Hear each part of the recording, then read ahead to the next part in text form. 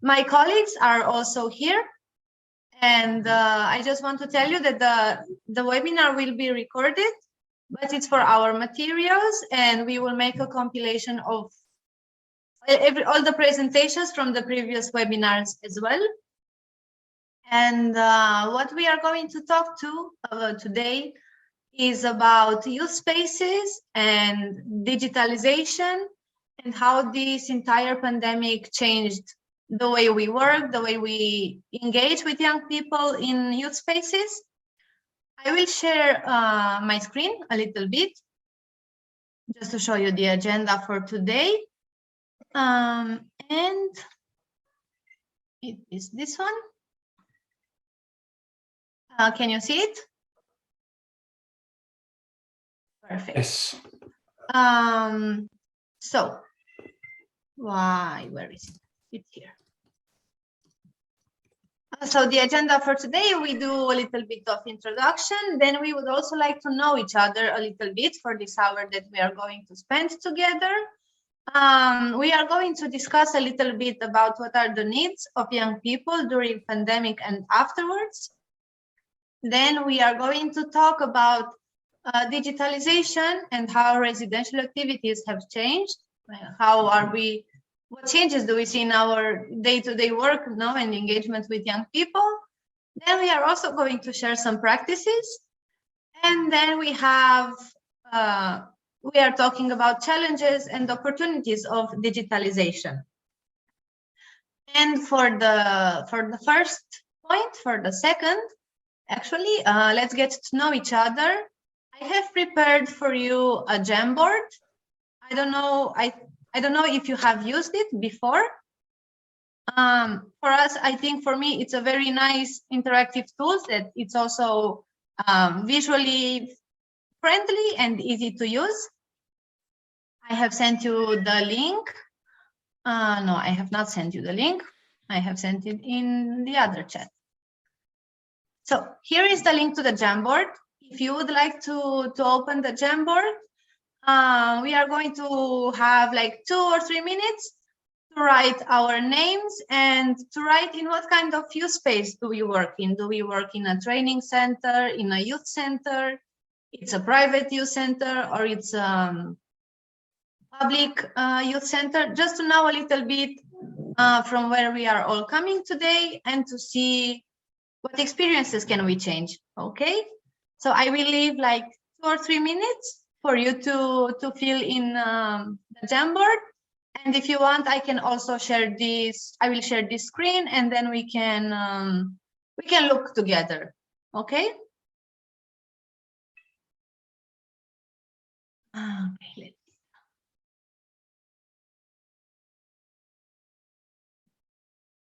okay, so now you see the Jamboard, no? Cool.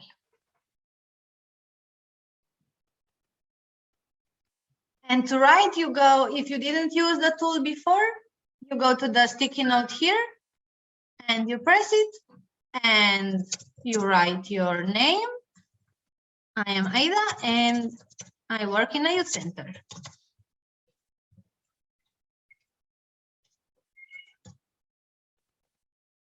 And then you save it and you move it around.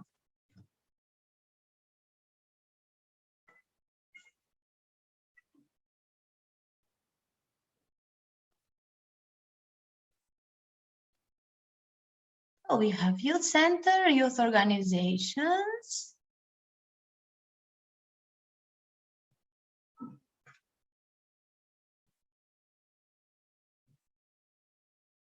We have Indre.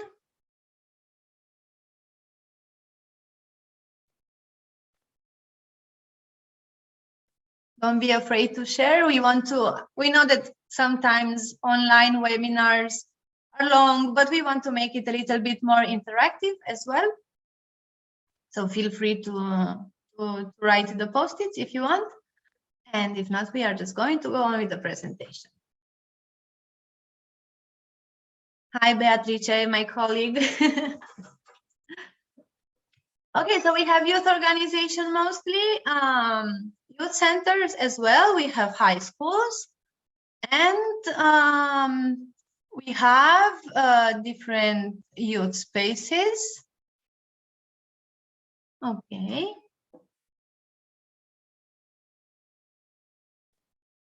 Perfect. Okay, so does anyone else wants to make a post-it?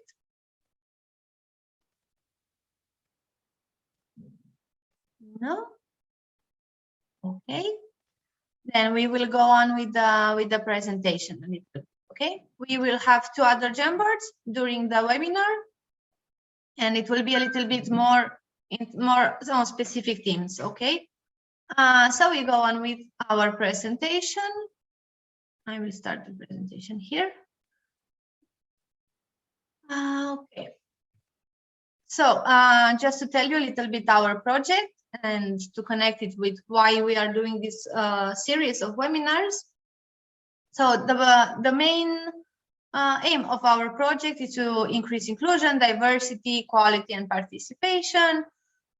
We are doing these seminars to also share good practices and to support professional development of youth workers. We want to increase dialogue, also cross-sectoral and between different organizations as well. And we want to define some indicators of what is inclusive youth work. All these webinars, we have a series of 5 webinars. This is the 4th one. And the next one will be on the 22nd of February. And it will be about how partnerships and networking in youth work could help the engagement of youth. So if you want to sign up for it, we will also send you invites as we did now. If it's a theme that you are interested in, we are waiting for you to join us in the next webinar, which will be the last one. And we will make afterwards a compilation of the results that you can find in the page, on the Facebook page of the project and on the website. So you can also look from behind what we have done. And to start a little bit why we are talking about why we are here today, we know all of us have gone through these changes that the pandemic came with, and our work was affected as youth workers, as people who work in high schools or in youth centers or training centers. And I have compiled some studies that were done at European and international level related to this. We know that a lot of organizations have suffered more than others, and they had to reduce their activities, and the connections with the young people were cut off, especially for the ones that work a lot in youth centers. Like from our side, when the center was closed, it was very difficult because all the young people that used to come every day to the youth center, they couldn't come there anymore. So their space was not there anymore. And also a lot of organizations had to cancel their programs, and there was also a lack of funding. There was also a very big difficulty to change residential activities to online activities, because if we talk about digital environment, there are organizations that maybe didn't have the funds to offer youngsters the possibility to access a computer or a laptop or to have internet. So even the digital environment was an option, it wasn't always easy. And then, of course, between school and everything going online, it was also a very big change for young people. And from these reports, we also can see that the majority of youth organizations, in order to keep going, to try to figure out a solution to this, resorted to online opportunities. And it was a big learning process for youth workers as well, and for teachers and for everyone involved, to familiarize themselves with digital technology. And the mostly used digital tools were the digital badges, platforms that facilitate learning and the use in school. We have also Zoom, that we all know it's now our best friend online. We have Facebook, for the youngsters that had to socialize a lot of online. We have Discord, we have Slack, Padlet. So this kind of interactive tools, both for the youngsters and both for the trainers, for the teachers. There was also during this lockdown, during this pandemic, we had a hybrid model of activities, and organizations combined existent offline methodologies with online ones. And they also set up training modules for youth workers as well, so that they can learn how to change their work, how to adapt their methods and tools in online environment, and also the young beneficiaries, in order to help them to become familiar with online tools and platforms. Okay.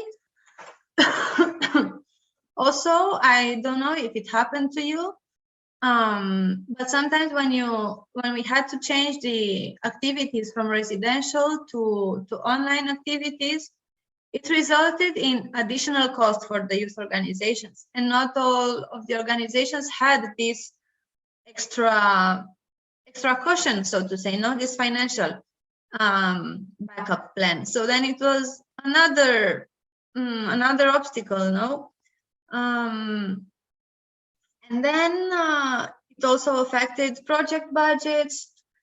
So it was even more difficult to reach young people, especially if we talk about young people that are maybe not from the cities, that are young people from rural areas, from villages where they don't have so many possibilities.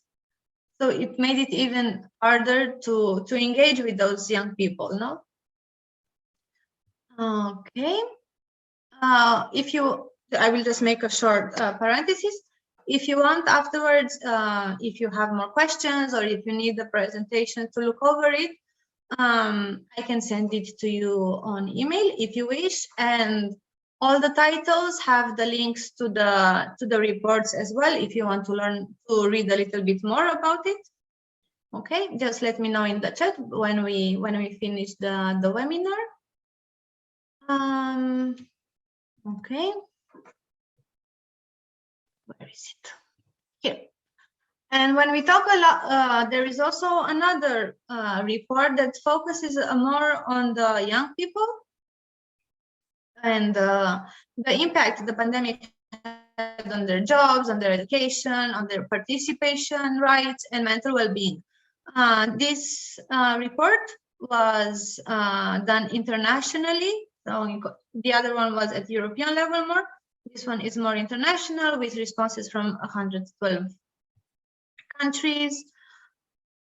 And the survey population is representative of students and working young people with a tertiary education. So we have a lot of variety. We have noticed it, that the impact the pandemic has on young people is systematic, deep, and proportionate. It was particularly hard on young women, younger youth from 18 to 24, and young people. We know they were very concerned about their future, about their learning processes, about their employment, about their leisure time as well. So we know that schools were closed, but not every school, like we talked before, or youth centers were able to transition to online and digital learning.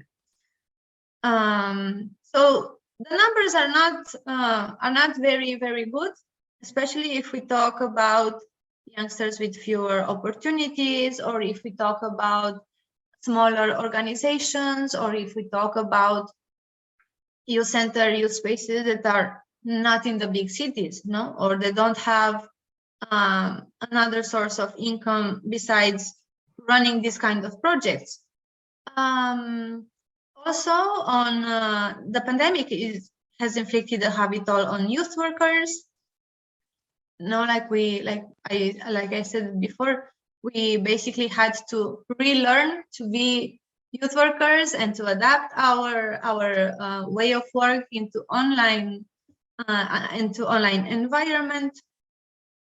So we have all these impacts, no, on young people, on youth organizations, on youth spaces, and to have a little bit more of a global view. And when we talk about this, and when we talk about youth spaces, you can see from what I will going to show you before, what it's something that we are working on right now in our project.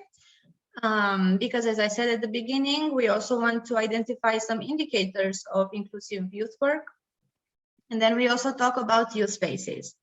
I will show you a little bit of what we are working on, and all the project team that is here, we invite you to follow our pages and our website, so you can see the final material when it will be over. When we talk about youth spaces, we talk about physical spaces, and we talk also about the emotional environment, the safe space necessity of the young people. And when we talk about physical spaces, the place where the activities of the organization take place have to be accessible for young people with various disabilities.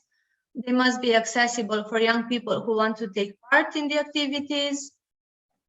And we need to consider specific accessibility needs of young people, like I said before, from rural areas or from areas that are geographically more difficult to reach. Okay, and we have to make it a safe space so that it doesn't it's not a risk for young people from minorities and marginalized or excluded groups. So we have these indicators now, like what should the youth space be? And then if we think of all the changes in the last year, we see that it's even more difficult to reach these. There are a lot of changes going on. Also, young people have different priorities. Everything is a little bit more complicated. And when we talk about emotional environment, for example, now we have our youth spaces have to be safe for everyone who is in the youth space, participating in activities, working there, volunteering, and so on. So the youth spaces have to have an anti-bullying strategies, especially in online environment, because we all know that in online it's way more difficult to filter information. We have a lot of bullying going on online because we don't have this social connection between people. So we also don't have this way of not controlling, but teaching young people how to not do things. And it's a little bit more difficult to control what people say, how people act, what they write to each other. So anti-bullying strategies have to, it's a very important thing that have to be taken into considerations. And also a culture of respect and non-violence is constantly facilitated, monitored, and enhanced, including in online spaces run by the organization. Okay, so even if we have our physical youth center, and when the youth workers are there, it's we can control the young people, we can talk with them, we can offer support, we can explain to them this is not okay, or you can do it in this way, but we have to be attentive to do this when transforming our activities online as well. And we had some challenges. It was not very easy to switch to online environment in this last 2 years. So what I want to also hear from you a little bit is how did you change your residential activities to an online environment? Okay, so what kind of activities were you doing in your youth center, in your training center, in your high school that you had to change online? And for this, I think there are new people in the chat. So I will send again the link to the Jamboard. And we are going to go to the second slide, okay? And I do invite you to write, because I think it's a good opportunity to exchange practices between us, to also learn from each other in this digital environment that we are always using. Okay, so here you have the link, and let's take maybe 5 minutes. You can put more than one example of the activities that you had to change to online environments, to use digital tools, and also what kind of tools resulted more useful for you. And if you don't want to write, we can also make it like an open discussion, okay? And we will take some notes, because I think it's a good opportunity to also see what was okay, what was not okay, okay? I do a lot. I use a lot the word okay.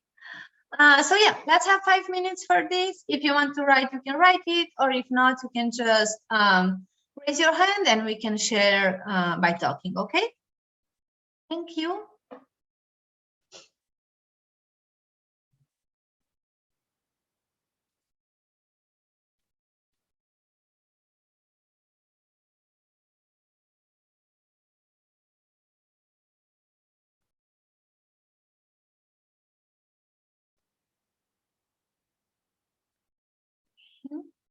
So if you want, I can read the post-its that we have.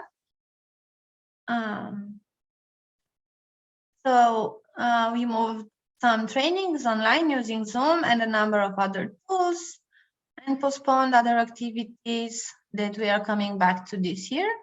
Other activities were canceled altogether. Yeah, that was, I think, the worst part, where we cannot transform anything. The most used tools were learning apps, generally, and there's a post-it. During the lockdown and online classes, we used Microsoft Teams and Zoom for teaching. It was fine, but I'm sure we need more training in producing new digital materials. Yes, I think that's one of the biggest learning processes for all of us, because we are very used to creating, physical materials to engage with people face to face. But when it comes to digital materials, it's a little bit more complicated. We mostly use Zoom for all meetings with young people, and also one-to-one meetings with young people when it was needed. We needed to rethink the methodology of our activities in order to meet the social distancing and other requirements. Yes. Okay.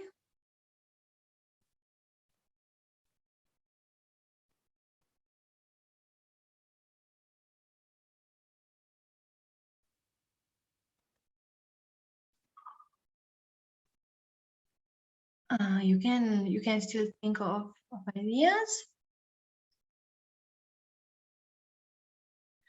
Now we use online platforms to deliver the educational courses, and now the students are able to register to the courses. We made our Zoom activities for young people much shorter than residential ones, as long online meetings did not work. Yes, if I ask someone now, some young people, do you want to participate in an online activity? They will tell me no. If it's not necessary, yes. Okay.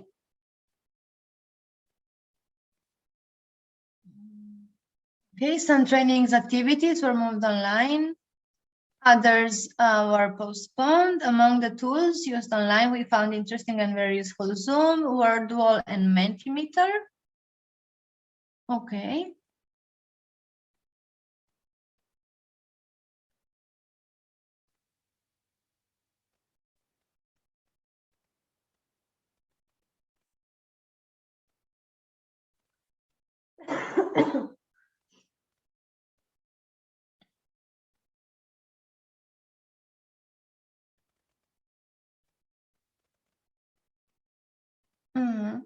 And I have a question for you. For the ones that had to change to online activities, was it easy for you to change your methodologies from residential activities? How did you find your learning process in all of these changes? How did you manage to adapt the content of the activities to make it online and to also make it creative so that that young people are attracted to it?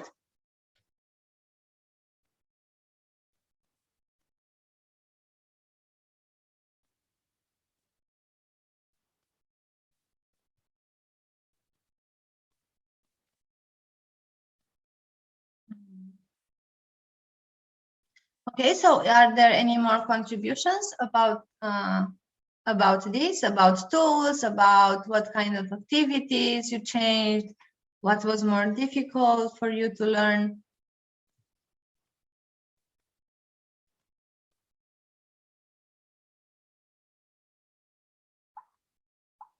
If not, then we can talk about some examples that we have. And I will continue with the presentation in this case. Where is it?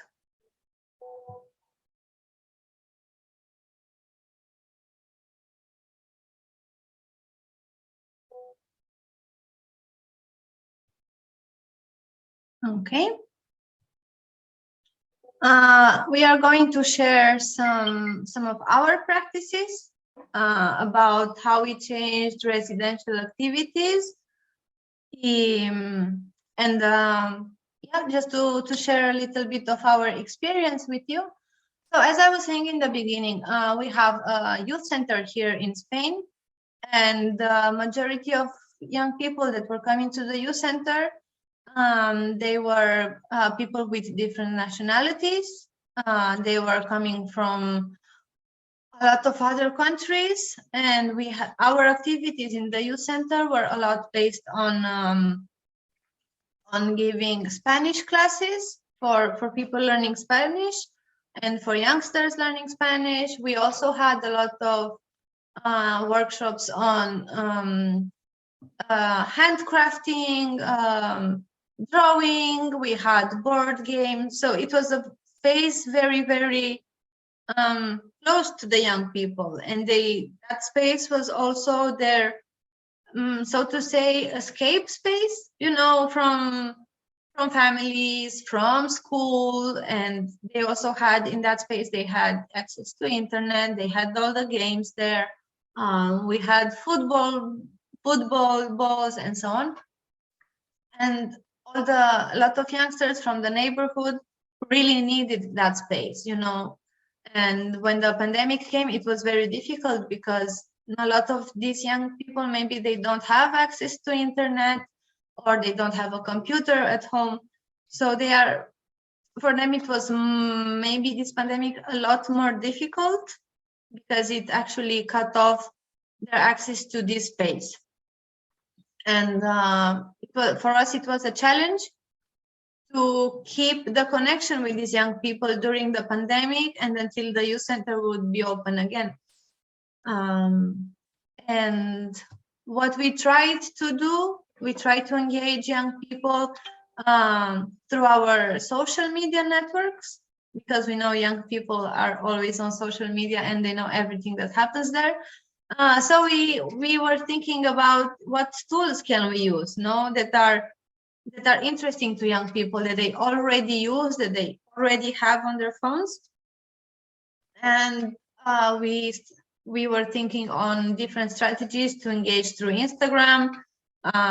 We also tried TikTok at some point, I think. And we also have the Facebook page of the youth center. But then, this is to create like this space of communication, of free time. And we also didn't want to lose all the programs that we were doing in the youth center as residential activities.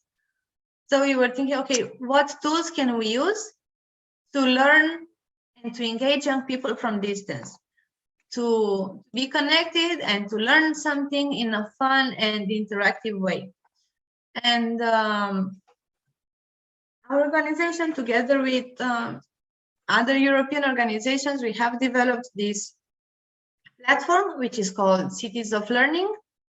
And we also have regions of learning. And basically, on this platform, youth centers, youth organizations, public institutions, high schools, universities, popular schools can create online playlists, they are called, where young people can search what they want to learn based on their interest. Okay, so for example, if someone wants to learn about cooking, there are some cities from this network on this platform that have this playlist for young people. They sign up on the platform, and then they have the activities, and the activities are created in such a way that it's interactive. They can join also local activities when it's possible to do them, and connect it with digital learning environment.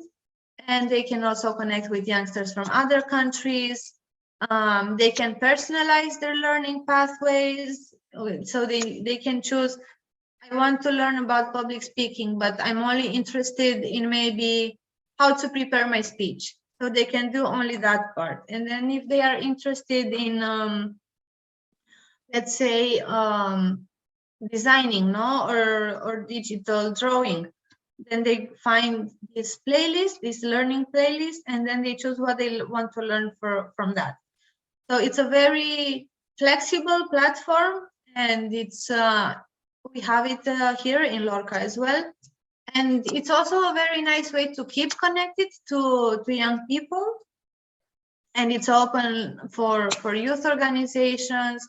Also, for example, the Scouts organizations, they do use it a lot, because the platform, I mean, when the young people finishes an activity and gains the knowledge, they receive a badge, like the Scouts badge, but in a digital format. So that digital badge contains all the information of the activity, of the learning process, of the profile of the young people. So it's like it's a like digital passport with all the information, but of the learning process. And with this platform, we did show that online communities can be just as powerful as offline communities. And during this pandemic, we are from, I think, a lot of cities. It's a very, very big network, and we managed to bring them, all these young people, together, so they could connect, they could feel like they belong somewhere, they can participate, they can learn, and they can work online. And we also combined this with virtual exchanges, because I saw in one of the posts that someone said that they changed the residential activities to online, but they made it a little bit shorter. And what we discovered that works very good are virtual exchanges. It was a learning process. It was a try and error style of learning. And we discovered, with experience, that these virtual exchanges are a very good way of connecting the groups if we have a residential youth exchange, but we cannot do it. The same participants that were supposed to come to the youth exchange, they have these different sessions online, usually on Zoom, because it's easier. And each session is about a topic of the youth exchange program. So if we have something, for example, related to environment and climate change, we will do it maybe in 3 or 4 sessions, and each of them will have a specific topic. And we also encourage young people to come up with what digital tools they like to use, which is more fun for them. We did try in this project as well to use Discord. And we tried to use Discord for learning and not for gaming, which was a very interesting experience, because a lot of them had Discord, but only for their games. And then they saw, oh, I can use Discord also for learning, for engaging with other people, to keep connected, to make friends. So it was a very nice discovery. And if you search the platform, it's citiesoflearning.eu. You will find more kind of activities, what it's about, how you can also be part of this network, how you can use this platform to support you in transforming digital activities and to engage with young people that are usually in the youth spaces. And then we have two more examples of projects. And for this, I will invite Bea to present them because it's more her projects. Bea, are you here? Can you hear me? Can you hear me? Yes. Because I needed to pass to the mobile phone, so I don't know if if it worked, but yes. Cool. So thank you, Aida. And wow, we'll try to briefly resume the Let's Talk About It, Vamos a Hablarlo, which is a pilot project we started and done last year because, as Aida was saying, when we had to close down the youth center, one of the aspects we missed was the continuous contact with young people that in many cases allowed us youth workers to provide them with a personalized support, because it wasn't only about the activities, but also about spending time together and having this accessibility for them just to enter in the space and, I don't know, talk with somebody if they needed to. No, we didn't act as psychologists, not therapists, because we're not. But it made a sort of a bridge between teenagers and adults and creating this kind of open communication that in many cases would help a lot. So we thought about a way to digitalize this aspect of the youth space. So we made this project without any budget. We invited volunteers who were professional or were students in psychology and coaching, and there were people from both disciplines. And what we were asking them was to provide individualized support using Meet or Zoom platform to young people.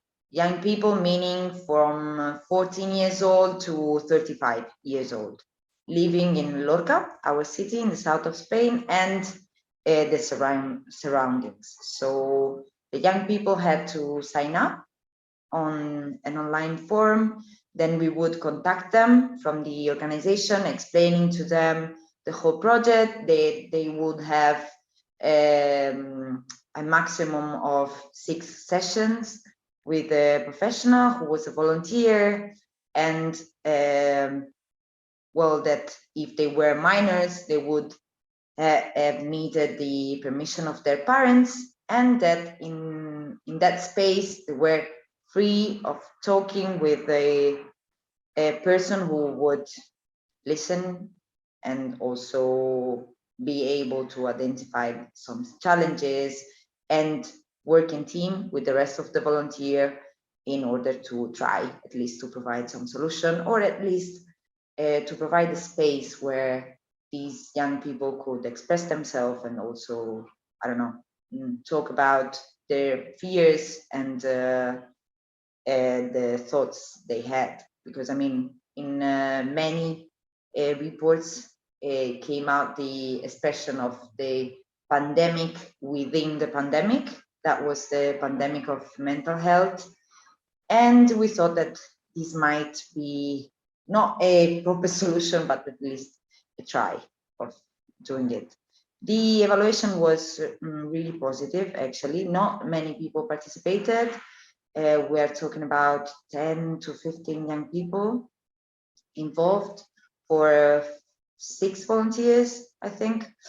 And but the results were really positive, and one of the young people who participated then decided to keep going with the help from the Social Security, while the rest could, evaluated that they felt much better after the sessions. So we are trying now, together with the Lorca City Hall, to establish like a more sustainable project with this, and to, now that we can use again the space in the youth center, to establish a hybrid version of Vamos a Hablarlo.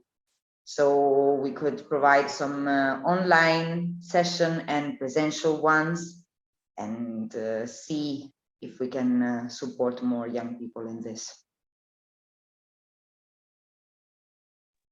Thank you. You have explained it much better than I could have. I don't know. I hope it was comprehensive. Well, if there are questions, I mean, we will leave some time after we finish the presentations for some open space and some questions. And we do have another example of project that we also transformed it from the youth center to the digital world of young spaces. And I don't know, Bea, do you want to talk about this one as well, or I can try to I can present it if you wish. Definitely, there's no problem. Long story short, this was one of the activities we were doing in the youth center, meaning that people could just grab paper and materials and start drawing, or we would do also drawing workshops or art workshops. So once we were all locked up in our house, we, at least at the beginning, started doing many activities to keep in touch with the people and not lose the contact. So the drawing challenge was one of these activities. We did a prompt based on the idea of the Inktober. I don't know if you all know the famous drawing challenge that many artists join over October. Well, we did the same. So each day they would have a prompt, something they had to draw. One was the portrait, one was their favorite animals, a fruit, something that would make them happy. So we started with the easiest thing, then going on more personal stuff. And many people did it from the beginning till the end, while some others were just drawing one day or another. There were no rules, nothing to win, but through the Instagram account of the youth center, we would share every day all the drawings, so people could even connect to each other and create a small community. Actually, not only the young people who used to come to the youth center joined the challenges, but also even adults in Lorca that joined the challenge, and it was pretty fun. Thank you, Bea, for your presentations. So these are some of our examples, how we tried to change the youth space to a digital youth space, to do this transformation, to change the way we interact with young people in our communities, how we can create these online safe spaces. And what I want to ask you in almost the end of the webinar is to fill in another Jamboard. Or if you want, we can just talk, I can stop the presentation and just have a little bit of open space about what do you think are the obstacles and what are the opportunities that the digital environment or digitalization in general can can bring to youth spaces in general, to youth work, to youth educational programs. What are the challenges and what could be the opportunities? And for this, I will resend you the link. Okay, so it's the last Jamboard. I will pass it in the chat if I can find it. It's here. And yeah, if you want to write it, you can write it. If no, I invite you to talk a little bit and to see what similarities we can discover in our countries, because I think we are coming in this online event that gives us the opportunity to connect with a lot more people than we usually do. So I invite you to share your thoughts, your ideas, and also if you have any questions or if you have any good practice example of an activity that you had to change from, to take it from your residential space, from your youth center, youth space, and do it online. If you want to share it with the others, maybe we will find inspiration between us all and we can help each other improve and create, I don't know, new ideas. So yeah, for now, let's have a few minutes to talk about this, and then we can close. Okay.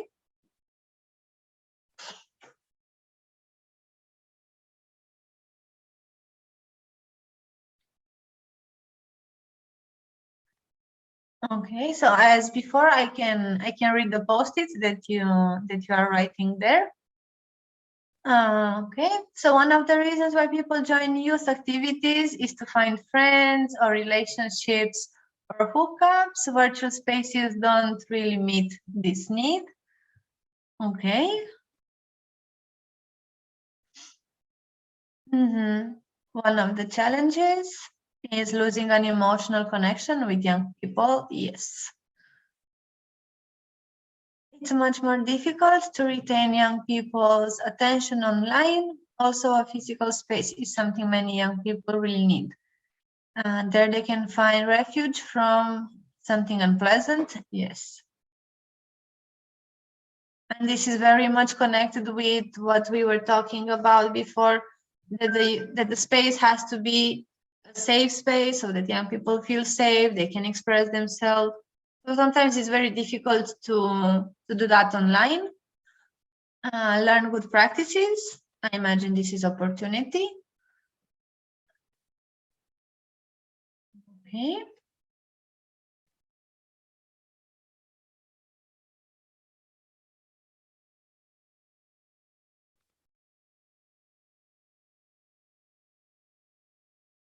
Any other ideas for opportunities or for challenges that you have noticed?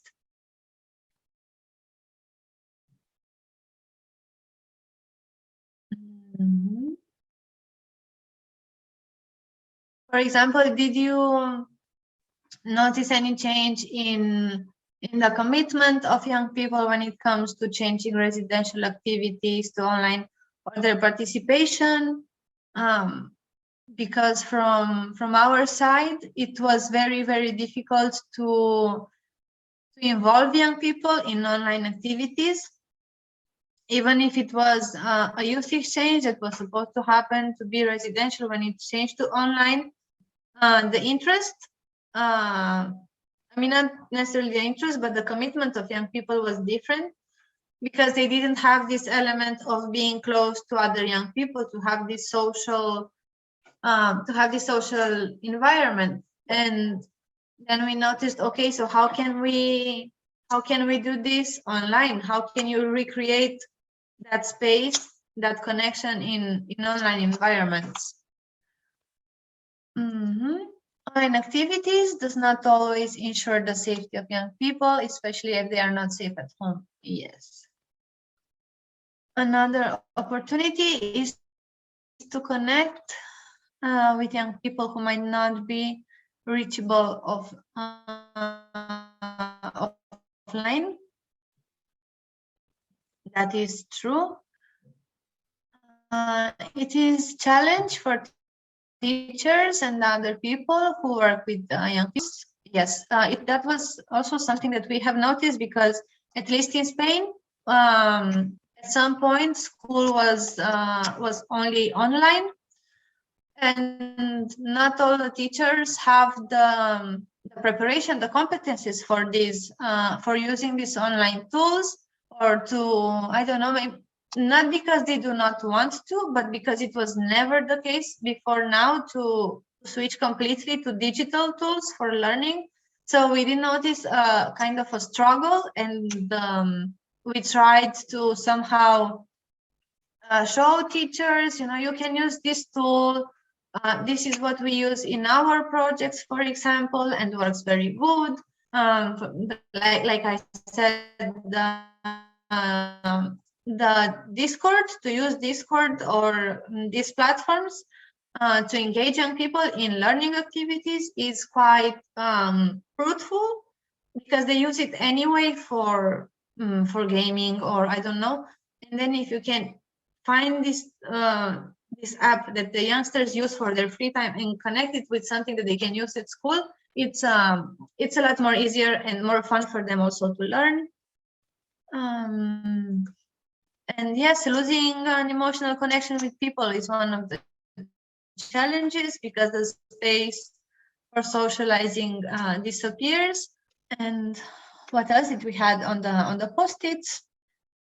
Okay, another opportunity. Let's talk about opportunities as well, to connect with people that might not be reachable offline. I think this is what I mostly like about online activities, that they can be open to a lot more people than we were planning, for example, in a residential activity. Because we can keep the content of the activity, but we can make it open for a lot more people, and then we can have a lot more of varieties in inputs, in the impact. So I think it's this is one of the very good parts of digital tools. There are several online tools that could be used with great results in terms of impact on the participant in youth work. These instruments could be used as an integration of the traditional physical face-to-face. Okay.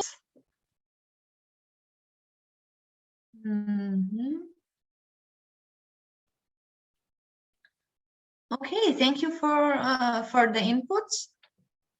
I think, at least me, I do feel identified with a lot of what you wrote here, if not with everything in more or less. But yeah, I think that it is a learning process for us, and it will be a learning process still to go on. And yeah, we learn together with the young people. We try to change, to adapt to this new world, but in the same time, we need to be even more careful, to pay even more attention to what happens around us, to give more support to young people, and to be more inclusive as well, and to help each other basically, and to create these spaces for young people, even if it's online or if it's from distance, but to make them feel included and to give them the tools to participate and to learn and to enjoy and to experience life in one way or another at the end. Okay, so thank you very much for your inputs. I don't know if you have any questions or any interventions related to what we have talked today, or if you want to discuss something about the post-its, if you saw something interesting for you, now is the time to use this space.